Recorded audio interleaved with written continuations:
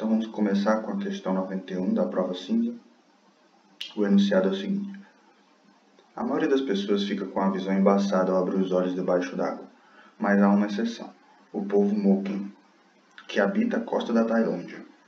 Essa característica se deve principalmente à adaptabilidade do olho e à plasticidade do cérebro, o que significa que você também, com algum treinamento, poderia enxergar relativamente bem debaixo d'água. Estudos mostraram que as pupilas de olhos de indivíduos Moken sofrem redução significativa debaixo d'água, o que faz com que os raios luminosos incidam quase paralelamente ao eixo óptico da pupila. A acuidade visual associada à redução das pupilas é fisicamente explicada pela diminuição. Então a gente tem a seguinte situação. Numa situação normal, fora da água, a formação da imagem é mais ou menos assim, de maneira bem mais simples. Você tem os raios que incidem no objeto são refletidos, incidem no olho e formam a imagem em cima do foco, Isso para uma visão perfeita. Agora, quando você está embaixo da água, você vai ter, como a água tem um índice de refração maior, os raios vão refratar, se espalhando mais no interior do olho. E a imagem vai ser formada, não vai ser mais formada da maneira ideal que em cima do foco. É uma situação parecida com pessoas que têm miopia, por exemplo. Então, quando você, no caso desses povos Moken, as pupilas dos olhos desses indivíduos sofrem redução significativa debaixo da água, ou seja, fazendo com que a incidência desses raios sejam praticamente paralelos ao eixo óptico. Então, o que acontece? Você tem a relação que envolve refração. Então, você sabe que depende do índice de refração e do ângulo de incidência do raio. Se o ângulo de incidência é praticamente paralelo ao eixo óptico, isso quer dizer que o ângulo de incidência vai ser muito próximo de zero. E um ângulo de incidência muito próximo de zero vai gerar um ângulo de refração também muito próximo de zero. Eles têm uma relação proporcional. Com isso, o efeito da refração vai ser muito menor nesses casos. E a formação de imagens vai ser muito parecida com a situação normal, sem a refração, pelo fato de eu ter mudado o meio para a água. Com isso, a questão quer saber por que a acuidade visual é relacionada com a redução das pupilas, e é exatamente por isso, por causa da diminuição da refração. Então, olhando os itens, a gente vê que a opção que responde corretamente esse problema é o item D. Questão 94.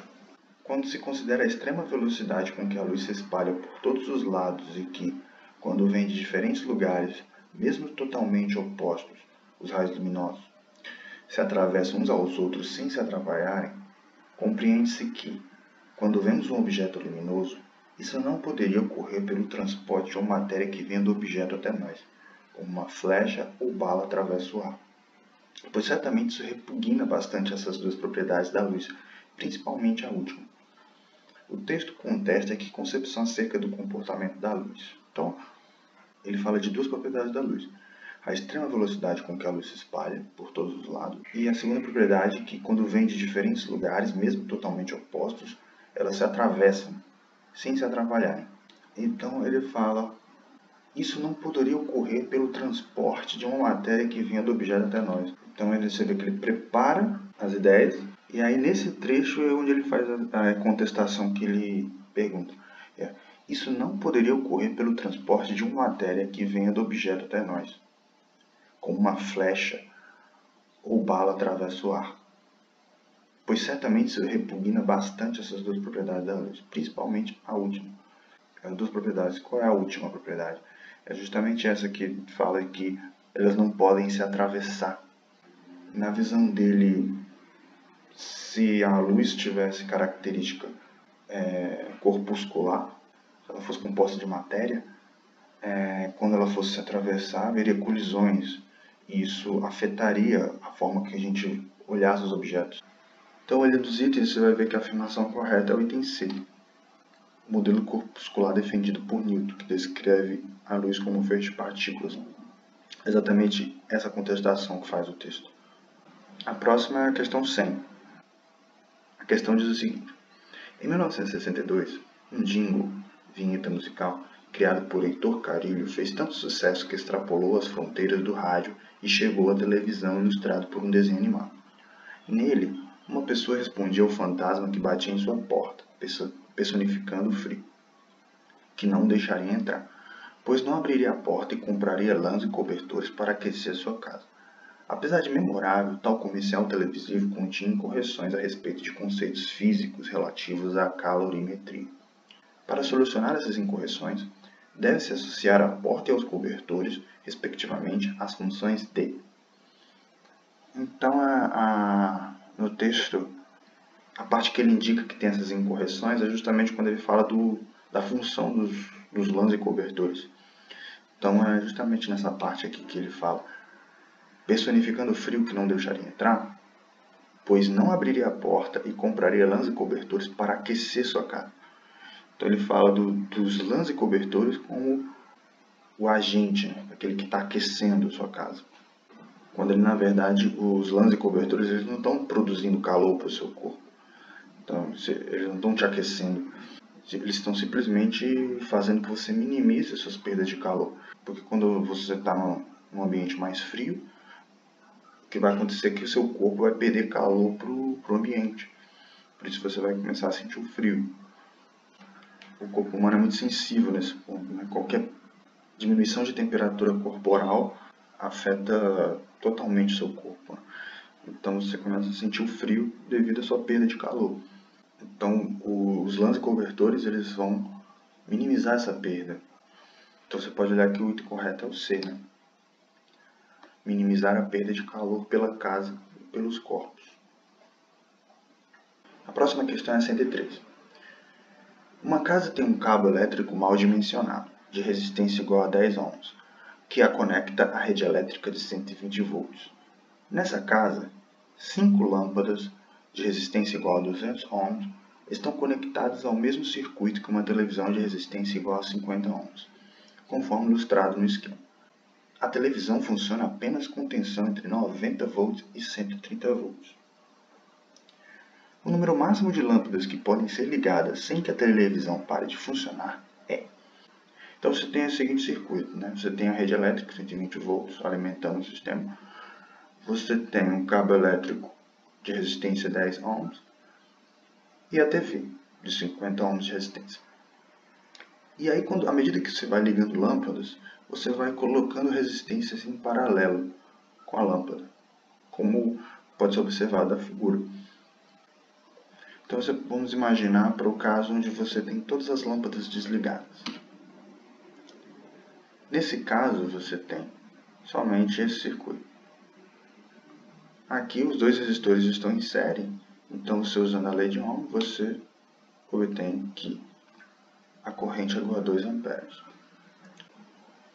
Então se você calcular a tensão entre os extremos da TV, ela vai ser V igual a 100 volts.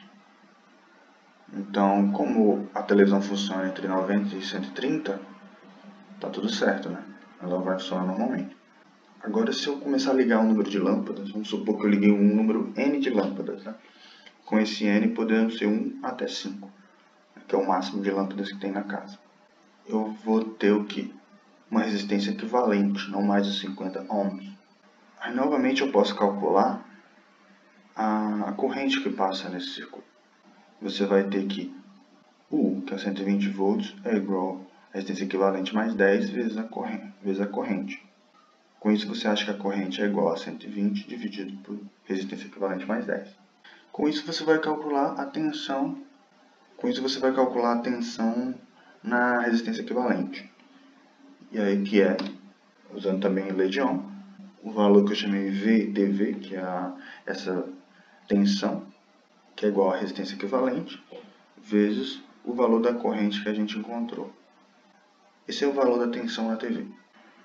Agora, para calcular a resistência equivalente dos resistores em paralelo, a gente usa a relação conhecida, que é 1 sobre resistência equivalente é igual a 1 sobre a resistência da TV mais N sobre 200. E esse N vai ser o número de lâmpadas ligadas. Se tivesse uma, vai ser 1 sobre 200. Então, se você tivesse duas, você vai ter 1 sobre 200 mais 1 sobre 200. Aí vai ficar 2 sobre 200. Por isso que a gente já colocou N sobre 200. Então, na verdade, estaria somando o inverso de cada uma delas.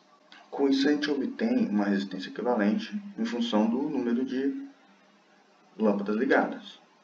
A gente vai fazendo as contas e obtém esse valor. Agora a gente pode substituir na tensão no VTV que a gente encontrou. E aí a gente vai encontrar uma relação para o VTV. E a gente tem que fazer essa conta. E aí fazendo essa conta a gente vai encontrar essa relação. Com isso, a gente conseguiu relacionar a tensão na TV com o número de lâmpadas ligadas. Agora a gente só precisa usar uma outra informação que foi dada no texto, que é o VTV tem que ser maior ou igual a 90 e menor ou igual a 130 volts. Certo? Então, a gente substituindo esse valor que a gente encontrou, a gente vai ter essa desigualdade. E aí, a gente pode fazer umas continhas. Eu dividi tudo para 24.000, inverti e mudei o lado da desigualdade. Só umas contas básicas. Aí uma coisa que a gente pode eliminar é a parte da esquerda, porque a gente não quer saber o que o N é maior. Porque a gente quer saber o máximo que ele pode ser. A gente quer saber o máximo de lâmpadas que a gente pode colocar e ainda conseguir fazer que a TV funcione. O que interessa é o lado direito. Então aqui eu já ignoro o lado esquerdo e aí eu passo 240 para lá e aí resolvo a conta. Você vai ter um N menor ou igual a 8 sobre 3, que é aproximadamente 2,7. Mas o N tem que ser inteiro, né? Você não vai poder ter 0,7 de uma lâmpada.